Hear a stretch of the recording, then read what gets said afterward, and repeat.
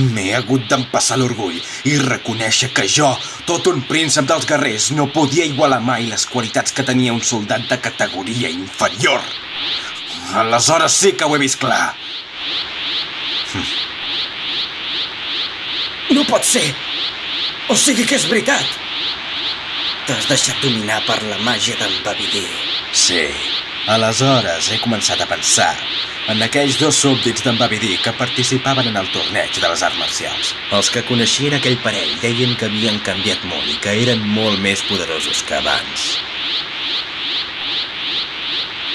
I he donat moltes voltes i he arribat a la conclusió que si em deixava controlar per la màgia d'en Babidi, eliminaria la diferència entre els nostres poders.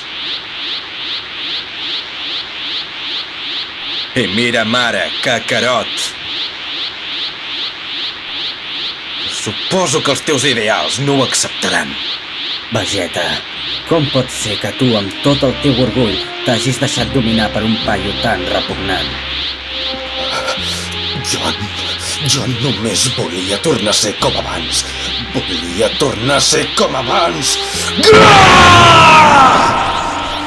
Com abans! Volia tornar a ser el guerrer cruel i fred que era abans i derrotar-te, no ho entens? Volia tornar a ser com abans. No aguantava com m'estava tornant. Sense gairebé adonar-me'n, sota la teva influència, anava canviant de manera de ser.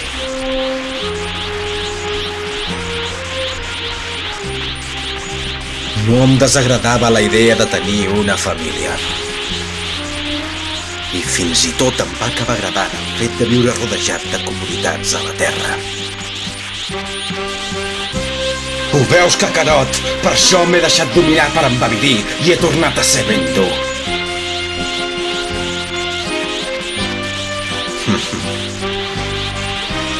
I ara em sento més bé que mai.